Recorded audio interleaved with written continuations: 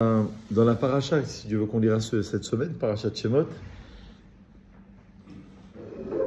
comme on a dit à l'instant, en fait, il s'agit des noms des enfants d'Israël qui sont descendus en Égypte. Tout le monde connaît l'histoire puisque les bénis Israël ont été esclaves en terre égyptienne pendant 400 ans, enfin 210 ans pour être plus précis. Et on connaît l'histoire selon laquelle Hachem va mandater Moshe et Aaron pour aller délivrer le peuple. Il y aura 10 plaies qui vont frapper les Égyptiens. Et ensuite, on va sortir d'Égypte. Ok? Donc, on a expliqué à l'instant, il y a quelques minutes, que... Bonsoir. On a expliqué que les bénis Israël, en fait, ont su, malgré tout, garder leur prénom, on a dit à l'instant. Ils ont su garder leurs coutumes, leur manière de s'habiller. Et voilà, donc c'est ce qui leur a permis, quelque part, de traverser l'exil. Et on a expliqué que le grand risque en exil, c'est l'assimilation. Quelque part, c'est de s'assimiler.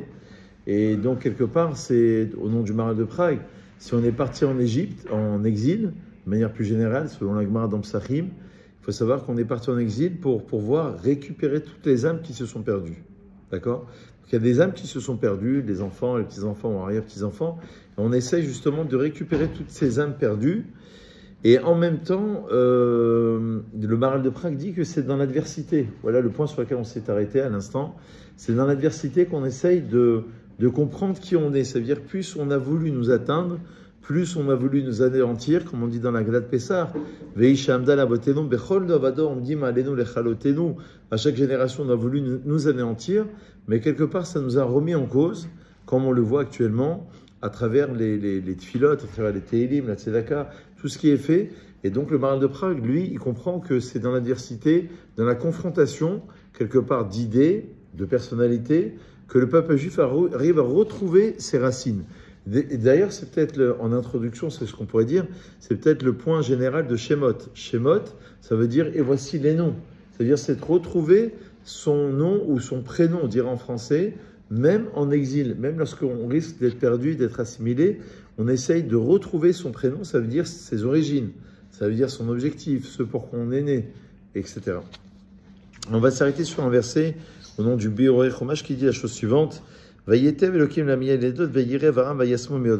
y avait les deux sages-femmes qui s'appelaient Yocheved et bien sûr Myriam. Myriam, c'était la sœur de Moïse, de Moshe. Et Yocheved, c'était, vous vous rappelez, c'était qui Yocheved? La mère de Moshe, exactement. Donc la mère de Moshe, la sœur de Moshe, qui étaient les sages-femmes, donc qui donnaient naissance aux enfants. Et c'est écrit dans le verset, Vayi ki yareu amialedot et Elohim, puisque ces sages-femmes craignaient l'Éternel, Vayas lahem batim. Ça, c'est très dur à comprendre. Vayas lahem, il leur a fait batim, des maisons. Alors, on ne comprend pas très bien le sens de ce verset. Les sages-femmes étaient présentes. On parle de deux sages-femmes, l'une qui est la sœur de Moshe, l'autre qui est la mère de Moshe, donc encore une fois, Myriam et Yocheved. Et ces sages-femmes craignaient l'Éternel, et il leur a fait des maisons. Alors Rachid dit la chose suivante, avant de voir le commentaire. Rachid dit, Vayitev Elohim lami aledot, Dieu a produit du bien, il a prodigué du bien aux sages-femmes. Mahu atova, Rachid va répondre à la question, quel est ce bien? Vaya'as lahem batim, il leur a fait des maisons. C'est quoi? Bate keuna ulviya la malchut, il leur a fait des maisons pour la prêtrise, Kohen. Léviya, c'est Lévi. Donc on se rappelle que le Kohen servait dans le temple. On se rappelle que les Lévim étaient très souvent les gardiens des portes du temple, ils chantaient dans le temple. Au Malchut, les maisons dont on parle, c'est la royauté. Donc, Keuna Ulviya mi Yocheved, de Yocheved, la mère de Moshe, il y aura la tribu des Kohen et Lévim. Comment? Est-ce que vous savez comment? À travers qui? Comment on va avoir les Kohen et Lévi à partir de Yocheved? Ben à partir de frère de Moshe, Aaron. Parce que Aaron va devenir Aaron à Kohen. Moshe, ça va être les Lévi, et Aaron, ça va être Kohen. D'accord? Donc, Yocheved, elle donne naissance, on va dire, les maisons dont on parle, ça va être les futures maisons, si on peut s'exprimer ainsi, des tribus, de la tribu de Kohen et de Lévi. Bien que ce soit la même tribu. Et Myriam, Myriam, ça va être l'enfantement de la Malchut, c'est-à-dire du royaume de la royauté. Donc on a en même temps Cohen et Lévi de Yocheved et la royauté de Myriam. D'accord. Donc on comprend qu'il y a ces trois idées qui sont mentionnées ici. Dans le Midrash, il est dit la chose suivante, dans Shemot Rabbah, au chapitre 1, Ma'u Sachar Yir'a Torah. Quelle est la récompense de la crainte? C'est la Torah. Quelle est la récompense de la crainte? Dit le Midrash, c'est la Torah.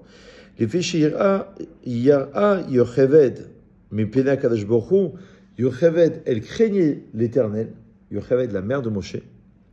Et Aïmin Mimena Moshe, puisqu'elle avait la crainte, vous savez que la mère, elle transmet tout dans ses gènes, dans son éducation, dans sa transmission, elle va tout transmettre. Donc en vérité, comme elle avait en elle-même la crainte, elle va donner naissance à Moshe Rabbeinu, et pour lequel il est dit dans le verset Kitov où Moshe était bon. D'ailleurs, dans le Midrash, on dit qu'il était bon parce que la maison s'est remplie de lumière parce qu'il était circoncis. Vous savez que dans la Bible, dans la Torah, nous avons 13 personnes qui sont nées circoncis et parmi lesquelles Moshe Rabbeinu. Donc Kitov où parce qu'il était bon. D'après le Midrash, ça veut dire qu'il était bon, ça veut dire qu'il a apporté de la lumière, ça veut dire qu'il a éclairé la maison. Vinitena Torah liado, et la Torah a été donnée par l'intermédiaire de Moshe, quand c'est marqué les kartov. Les kartov, c'est une bonne acquisition. Donc ça, c'est Yocheved. Encore une fois, Yocheved, la mère, elle donne naissance à Moshe, lequel va recevoir la Torah, lequel va transmettre la Torah, parce qu'elle va avoir en elle la crainte de Dieu. Et c'est cette crainte-là qui permet la production de la Torah. Encore une fois, le Midrash dit Ma'u Sachar Ayir'a, quelle est la récompense de la crainte? Torah. La crainte, c'était Yocheved, la maman, elle donne naissance à la Torah, Moshe. Ou Myriam, qu'est-ce qu'elle va avoir comme récompense? Myriam, la sœur de Moshe. Yatsa Mimena Betzalel, voilà le chidouche de ce Midrash. Et elle l'aura comme descendant Betzalel. Or, Betzalel, c'était qui? À l'âge de 13 ans, Betzalel, à l'ombre de Dieu, c'est celui qui va, l'architecte, est parfait, l'architecte du Mishkan, à l'âge de 13 ans. On avait Aholiav aussi, de la tribu de Dan, et on a Betzalel, qui descend de Myriam, qui était rempli de Chorma. Ve'asa Aaron Torah, ce Betzalel, à l'âge de 13 ans, c'était un grand architecte, il était rempli de sagesse, rempli de Torah. Il a pu produire le Aaron, la Torah, l'arche de la Torah, qui s'appelle aussi Tov. Donc voilà, si vous voulez, l'origine de tout. On a, comme si tu disais, on a deux grandes sages-femmes, deux grandes dames, qui vont donner naissance à tout le clan d'Israël. Donc on a en même temps l'axe du Cohen et Lévi, produit par Yocheved, l'axe de la Malchut, de la réalité, produit par Myriam, et le tout, on a Yocheved qui donne naissance, parce que justement elle a la crainte divine, elle donne naissance à Moshe Rabbeinu, la Torah, et on a Myriam qui va donner naissance un peu plus tard à Betzalel. Betzalel va être l'architecte du Mishkan, du tabernacle, et il va produire le Aaron, la Torah. Alors, pour comprendre la différence entre Rashi et le Midrash, parce qu'on voit qu'on a deux explications différentes. Selon Rashi, encore une fois, Yocheved, c'est Cohen et Lévi, et la Malchut vient de Myriam. Selon le Midrash, non, c'est autre chose. C'est Moshe et Betzalel. Alors, apparemment, ici, le Beoré Chumash nous dit la chose suivante, c'est, elle écoutait Sichot, au nom du Rabbi, qui dit la chose suivante. Tachleto chez la Midrash, le but du Midrash, et les Romem et Adam, c'est pour élever l'homme, ou les Horer auto pour le réveiller, les Yirat Shamaim, vers la Yirat Shamaim, vers la crainte divine. C'est la raison pour laquelle le Midrash, il est madgish, il accentue essentiellement la valeur des sages-femmes elles-mêmes qui avaient la crainte divine. Chez Bisruta, Zahou, les Banim, ça veut dire qu'on a voulu mettre en exergue, si vous voulez, la valeur de l'être humain, la valeur des sages-femmes qui avaient la crainte divine et grâce auxquelles ils ont pu avoir des enfants aussi tzadikim, aussi grands comme Betzalel et comme Moshe Rabbeinu. Alors que Rashi, lui, il met pas en exergue la valeur de l'homme, lui, il a une autre explication. C'est pour ça que, vous savez que c'est des grandes questions. Il y a un livre du Rabbi qui est écrit pour comprendre Rashi. Il y a un livre qui remonte au Maharal de Prague, 17e siècle, qui s'appelle le Gour Aryeh, qui permet de comprendre exactement pourquoi Rashi a adopté ce midrash et pas un autre midrash dans la Torah. Parce que vous savez qu'il y a énormément de midrashim. Les midrashim, ça veut dire des commentaires homilétiques. Pourquoi Rashi, qui a vécu au XIe siècle en France à Troyes, pourquoi il a choisi ce midrash? Pourquoi pas un autre midrash? Il y a des raisons à cela. Rashi ici, il veut mettre en exergue essentiellement les bonnes actions. Le midrash ikar et la c'est ce qui est essentiel, c'est pas l'explication, c'est l'action. C'est pour ça qu'il met en exergue les ma'asim des Rami Aledot, les actions des sages-femmes. Donc il y a deux idées. Il y a mettre en valeur l'importance des êtres humains, des sages-femmes, ça c'est selon le Midrash. Et il y a une autre explication, c'est mettre en valeur les actions. Leur travail, ce qu'ils vont produire, ce qu'ils vont faire. Et donc si tu mets en exergue l'action, ce qui m'intéresse c'est cela, alors qu'est-ce qu'ils vont produire? Kohen, Lévi et Malchut. Qu'est-ce qu'on apprend de cela? Quel est le but? Bon, on va me dire, bon, c'est joli, mais quel est le... où on veut en arriver? Rashi, Midrash, bon d'accord, c'est des commentaires différents. Non, on veut apprendre quelque chose.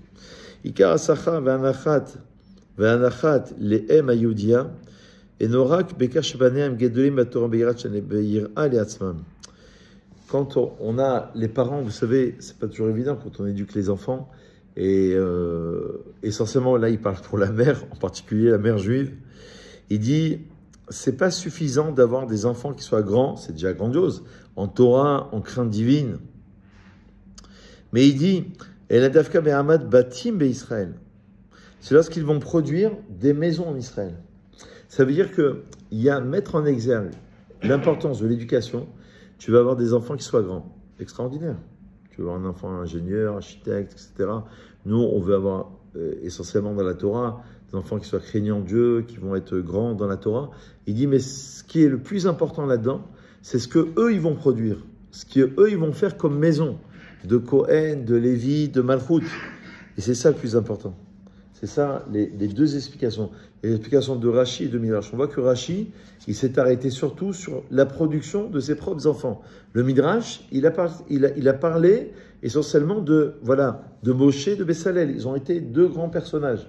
Mais Rashi, il a été plus loin. Il a dit, qu'est-ce que ces personnages, qu'est-ce qu'ils vont produire dans l'histoire? Ah, qu'est-ce qu'ils vont produire?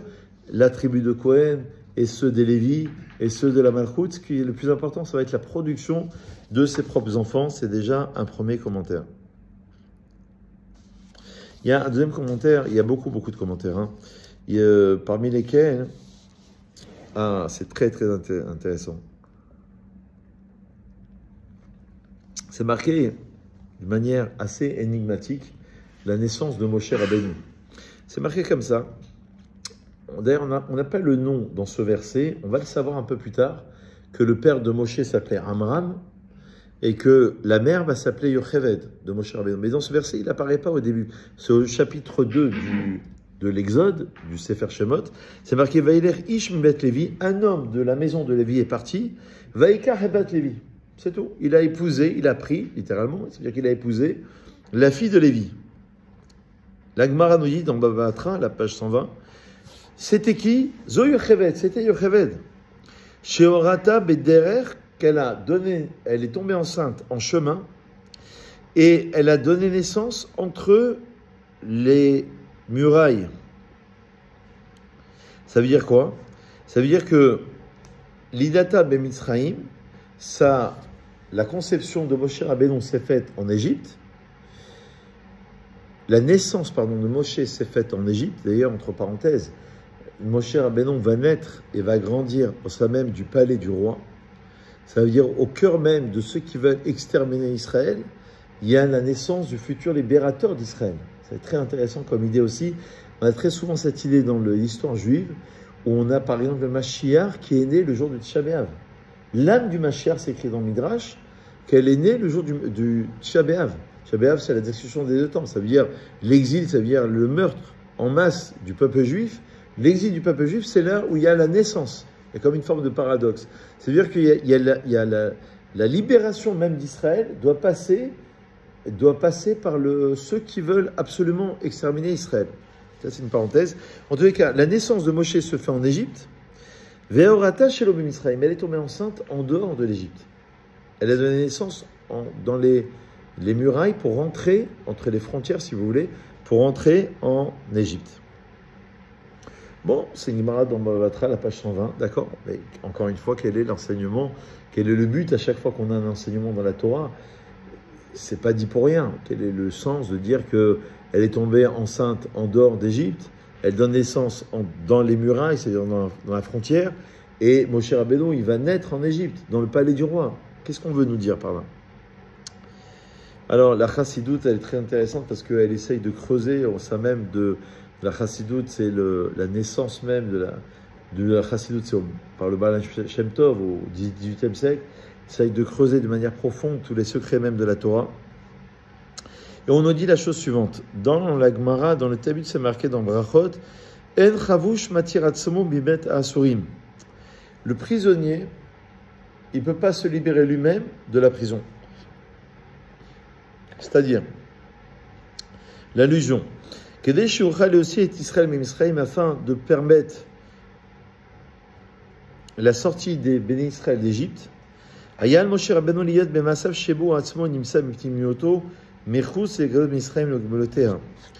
devait être lui-même dans un matzav, dans une situation où lui-même se retrouvait dans son intériorité, c'est très profond, en dehors de la galoute égyptienne et de ses frontières. Est-ce que vous voyez l'idée? C'est-à-dire que tu ne peux pas te libérer toi-même de prison. Il faut que quelqu'un d'autre vienne te libérer. Mais pour qu'on puisse venir te libérer, il faut que ce soit quelqu'un qui vient de l'extérieur. Donc voilà l'explication. Déjà, pourquoi Moshe Rabbeinu, il naît en dehors d'Égypte? Il va naître en dehors d'Égypte.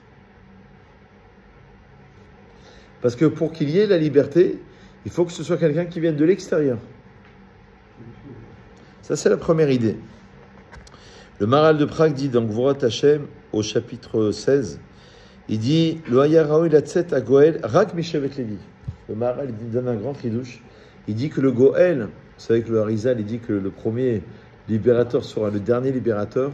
Mashiach, c'est l'âme de Moshe Rabbeinu avec un degré supplémentaire d'âme. Il dit que le Maharal, il dit que le Goël, le libérateur, il ne peut venir que de la tribu de Lévi. Et il faut qu'il soit Ben Av ou Ben Ahem Mishevet Lévi, du père et de la mère de la tribu de Lévi. Pourquoi? Parce que la tribu de Lévi est la seule tribu en Égypte qui n'a pas subi l'esclavage. Comme le Rambam il dit dans les lois sur la Torah, il dit que ceux qui étudient la Torah, c'est une grande là dans la halakha en Eretz Israël aujourd'hui, normalement ils ne doivent pas payer les impôts, ils sont protégés parce que c'est eux qui protègent. Et il dit là-bas, la tribu de Lévi, et c'est pour ça qu'ils vont être choisis comme étant ceux qui vont servir dans le temple, parce que c'est la seule tribu qui s'est adonnée à la Torah, qui ont été protégés même en Égypte, et ils n'ont pas été esclaves. C'est pour ça que le Goël, il devait venir de cette tribu-là. Maintenant, on va avancer un peu. Pour arriver à ce but ultime, dans sa chitzonio, dans son extériorité, et mais d'un autre côté, Moshe Rabbeinu, il naît en dehors d'Égypte. Ça, c'est une première idée. Il va naître en dehors d'Égypte pour pouvoir libérer le peuple. D'un autre côté, il va grandir en Égypte. Il doit être dans les frontières d'Égypte, afin qu'il puisse faire sortir les bénis Israël d'Égypte. Il y a deux matzavim, il y a deux situations. Une situation où il est en dehors et une situation où il est à l'intérieur. On retrouve cette même idée, bientôt ça sera Pessah dans 3-4 mois, on verra là-bas que c'est marqué dans la Haggadah Pessah, Birchvodo v'atzmo, c'est lui-même. Lo alidé malach, velo alidé sarav, et là Kadosh Baruch Hu birchvodo v'atzmo. Dieu ne nous a pas envoyé, parce que sinon un ange, même un saraf, parce que sinon il aurait été exterminé en Égypte, même les anges. C'est Dieu lui-même qui nous a fait sortir d'Égypte. Et là, ici, tu as un passage qui dit que même Dieu, lorsqu'il est venu d'élever les enfants d'Israël d'Égypte, et d'ailleurs une similitude, c'est peut-être la parenthèse qu'on peut faire avec notre actualité, c'est que la dernière délivrance sera similaire à la première délivrance. Eh bien, Alav la Redet, c'est Dieu qui doit descendre, Kaviachol, si on peut s'exprimer ainsi, même dans la Touma. C'est marqué dans la Torah, Veshachanti itam betor tumotam, dans Vaïkra. Marqué, je résiderai avec eux dans leur touma. Afilou betor hatuma. La chanson de Jviki. Afilou be'astara chez betor hastara. Même dans, c'est un passage de Rabbi Nachman de Breslev, la chanson de Jviki, où là-bas il dit, même dans le mystère des mystères, même dans une cachette, à l'intérieur d'une autre cachette, Dieu se trouve là-bas. Même dans la touma, même dans l'impureté. Bravo. Razak cherchait le terme. Même dans l'obscurité, qui est dans l'obscurité, Dieu il se trouve là-bas. Afilou be'astara chez betor hastara. Il faut écouter cette chanson, elle est très... D'accord? Donc ça veut dire que quoi? Ça veut dire que le Goël doit venir aussi de l'intériorité. C'est-à-dire que c'est comme si on disait qu'on va te chercher à l'endroit le plus bas et on va te sauver. Comme j'ai vu une fois un rave, je ne sais pas quel rave, une fois il avait dit que c'est comparable les premières générations aux dernières générations. Nous on vit les dernières générations, on est moins grand en Torah, on est moins fort en Torah. Première génération, à l'époque du Beth Amikdash, premier temple, il y avait les Névim, il y avait les prophètes, quand les prophètes ont disparu à la fin du premier temple, début du deuxième temple, Haggai, Zacharia, Malachi, il y avait encore roi HaKodesh, il y avait l'Esprit Saint. Après, plus les générations passées, moins on est fort en Torah. Et il dit, c'est comparable à un puits dans lequel on va chercher de l'eau. Première génération, ils avaient accès à l'eau directement. Dernière génération, il faut qu'ils aillent en bas du puits, mais c'est la même eau, c'est la même Torah. En Maïm et la Torah. L'eau dont on parle, c'est la Torah. Il faut qu'ils aillent chercher, creuser à l'intérieur du puits pour aller chercher cette production d'eau. Mais il faut que le Goël, il faut que le libérateur, il vienne à l'intérieur de l'Égypte. Il faut qu'il aille chercher tout cela. Alors, justement, ces deux dimensions-là dont on a parlé, d'intériorité de l'Égypte, de l'extériorité de l'Égypte, Moshe Rabbeinu, il a hérité ces deux dimensions de Yocheved, de sa maman. Chez Elidata Bemisraïm et Orata Shelo Bemisraïm, sa naissance, elle était en Égypte, mais elle est tombée enceinte en dehors de l'Égypte. C'est-à-dire, Bechitsoniot Begalouï, d'un point de vue d'extériorité et d'un point de vue dévoilé, elle a donné naissance une fois qu'elle est descendue en Égypte. Elle était dans les frontières même. Mais dans la Pnimiyut, dans l'intériorité même, et Gvar Aïta Kehemet Od Kodem Lachen. Elle était en dehors d'Égypte. Donc elle n'était pas soumise au destin de la galoute. C'est très très fort comme idée. Je ne sais pas si vous voyez l'idée, mais elle est très très forte. Hein. Encore une fois, il y a une dimension de l'intériorité où elle est soumise aux frontières, parce que Mitzrayim c'est Metzar, c'est ce qui est les frontières, ce sont les Gvulot, ce sont les... Donc elle est soumise, mais en même temps Yocheved, la mère de Moshe, elle n'est pas soumise. C'est comme ça qu'il va pouvoir délivrer. Parce qu'elle vient de l'extériorité, de ce qui est en dehors de l'Égypte. Et de par cette dimension-là, Moshe Rabbeinu, il a hérité de sa mère la possibilité de pouvoir sauver le peuple. C'est très très fort comme idée. Hein? Ça veut dire les limites, bien sûr, les frontières ou les limites, bien sûr. Ces deux dimensions-là, on peut les retrouver dans Rashi, parce que Rashi dit que Yocheved, d'ailleurs, c'est une question. Elle a donné naissance à Moshe Rabbeinu lorsqu'elle avait quel âge? Vous savez quel âge elle avait? Elle était très vieille. Elle n'avait pas 20 ans, 30 ans, 40. Elle avait beaucoup plus. 130 ans. C'est une question qu'on pose. On se dit, pour Abraham, Avinu, avec Sarah, 90 ans.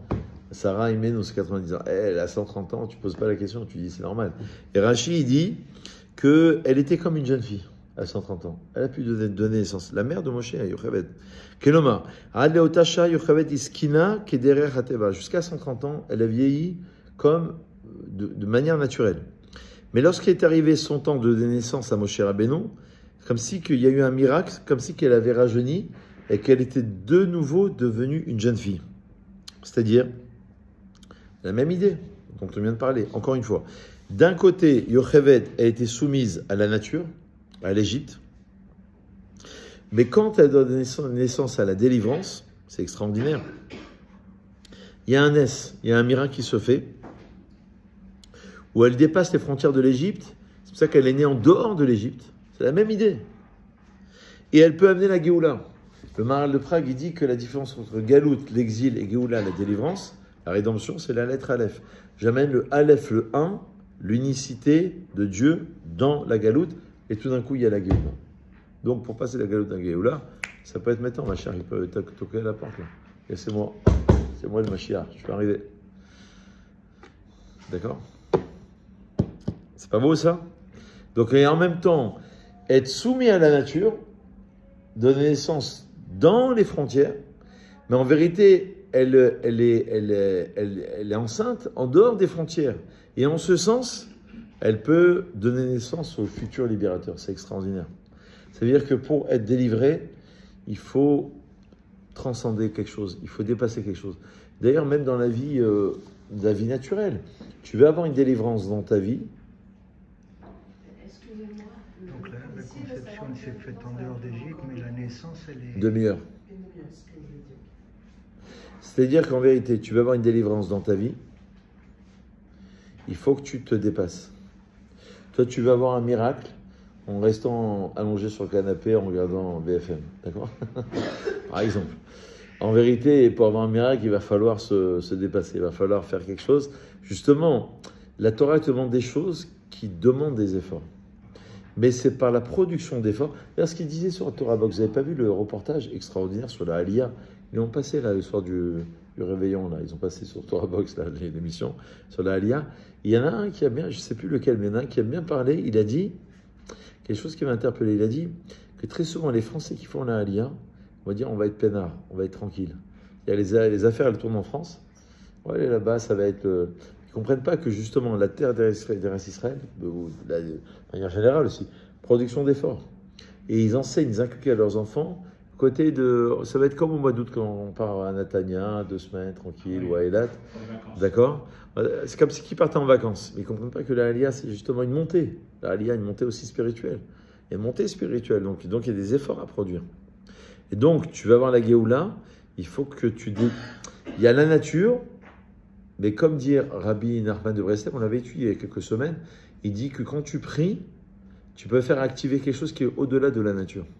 C'est ça ce qu'on recherche. On recherche quelque chose qui nous transcende, qui nous dépasse. C'est ça ce qui amène à Géoula. Donc il fallait qu'il soit né en dehors d'Égypte, pour montrer qu'il y a quelque chose qui dépasse. Il n'est pas soumis juste à la nature, il y a quelque chose qui doit dépasser. Né ou conçu? Conçu en dehors d'Égypte, mais né à l'intérieur. Dans ce même ordre d'idée, Vatahar Aïcha, la femme, on parle de Yocheved, elle est tombée enceinte. Vatelet Ben, elle donne naissance à un garçon. Vateri Oto, elle va voir qu'il était bon. Et Rashi explique, je vous l'ai dit tout à l'heure, qu'Eshenolad, lorsque Moshe Rabbeinu est né, il est né quelle date, vous savez? Je vous donne le temps. La sieste? Hein? 7? Non. 7 Adar, bravo. Mahoket dans la Gemara, je crois que c'est dans Megillah. Mahoket, est-ce qu'il est né Adar Aleph ou Adar Bet? Il y a un chilouk entre les deux. Cette année, il y a 2 mois de Adar. Donc, Rav Obadia Yosef, il dit que c'est le véritable mois de Adar, c'est le deuxième toujours. S'il y a une bar mitzvah, il est né un mois de Hadar normal, la bar mitzvah sera toujours le deuxième mois de Hadar. Le deuxième mois de Hadar, c'est le mois principal. Le premier mois, c'est celui qui est rajouté. Mais il dit, donc, le 7 Hadar 2, c'est là où il faut faire Yom HaLimoud, un jour d'étude en l'honneur de Moshe Rabbeinu. Il y en a même qui jeûnent. Ça aussi, c'est une question. Parce que pour Rabbi Shimon Bar Yochai, on fait une fête, et là, on jeûne. Bon, il faut faire un cours dessus. Mais en tout cas, il dit que c'est bien de faire 7 Hadar 1 aussi, pour les Zecher. En tous les cas, la maison, elle s'est remplie de lumière lorsque Moshe Rabbeinu est né. Pourquoi? Parce qu'il est né Maoul, il est né circoncis. C'est quelqu'un qui est né circoncis. C'est une belle chose. Il y a encore des enfants qui naissent circoncis, vous savez. Ah, Chazak, c'est une très belle chose. Ah ouais? Bah, normalement, c'est une grande échama. Ça veut dire que, parce que là, le prépuce qui recouvre, ça, c'est quelque chose de négatif dans la Kabbalah. C'est pour ça qu'on l'enlève. Donc, c'est quelque chose de bien. En tout cas, pourquoi nous dire tout cela? C'est pour nous enseigner que dans la Gemara de Sota, à la page 12, il est enseigné que Moshe Rabbeinu est né le 7 Hadar. Et d'ailleurs, la Torah sera donnée 3 mois après. Hadar, Nissan, Iyar, Sivan. 3 mois après. 6 et 7, Sivan.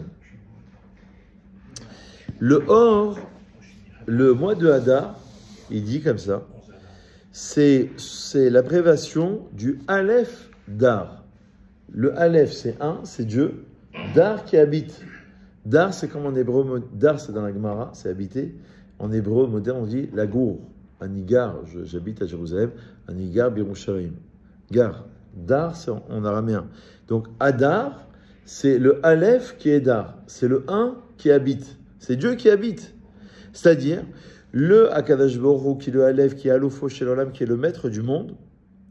Dar ou Megale Babait, il se révèle dans la maison. C'est-à-dire, la naissance de Moshe Rabbeinu, elle préfigure le mois de Hadar, lequel préfigure la possibilité à ce que le 1 puisse résider dans la maison, c'est-à-dire chez toi à la maison. C'est une allusion. Et c'est ça l'allusion que la maison se remplit de lumière. Ça veut dire quoi? Une lumière spirituelle dans toute la maison. Vezo Haïta Abodato Shel Moshe Rabbeinu Bemesher Yemei Chayav, c'était ça la Avoda, le service de Moïse lorsqu'il était pendant toute sa vie. C'est d'amener le dévoilement de la lumière spirituelle de Dieu dans le monde entier afin de faire résider Dieu ici-bas. Le but de toute la Torah, c'est de faire un Beth Amikdash. C'est d'amener dans ta maison, de mettre une mezouza, de faire une bibliothèque, de chanter les chants de Shabbat. Tu as un enfant, tu lui éduques, tu lui donnes un mot de Torah. Tout ça, c'est d'amener la présence divine ici-bas, dans un monde de matière. Si tu as acheté une nouvelle voiture, tu vas mettre la mezouza ou pas? À l'entrée de la voiture. Comme ça, tu... On n'est pas obligé. Parce que c'est l'endroit... Si tu as acheté une nouvelle... j'ai vu, quand j'ai voyagé, j'ai vu une limousine qui faisait, je sais pas, 15 mètres de long. Et je me suis demandé si on ne pouvait pas dormir là-bas, mettre la mezouza, comme si on habitait. En vérité, selon la halakha, c'est l'endroit où on habite. Donc, c'est-à-dire... Un camping-car. Camping-car. Ouais. Mais si on habite au moins 30 jours. Ouais, s'ils habitent 30 jours, oui. Ouais. Alors, pourquoi pas, allez. Mais on achète un camping-car, comme ça on met mezouza à l'intérieur. Non, c'est pas obligatoire. Non, on met pas. Et il dit en note, à la note 68, au nom du Rabbi, que lorsqu'on a inauguré le Mishkan, le tabernacle, c'était la même idée. Le Mishkan, c'est d'amener la présence divine sur terre. Le Beth Amikdash, d'amener la présence divine sur terre. Et ça s'est fait, il dit Akamat Mishkan, lorsqu'on a monté le Mishkan, le tabernacle, ça s'est fait au mois de Hadar, Aleph, Dar. Là on est au mois de Tevet, Shvat, Hadar. Les 7 jours de Milouim, pendant lesquels Moshe, Rabbeinu selon le Midrash, montait le Mishkan et le démontait.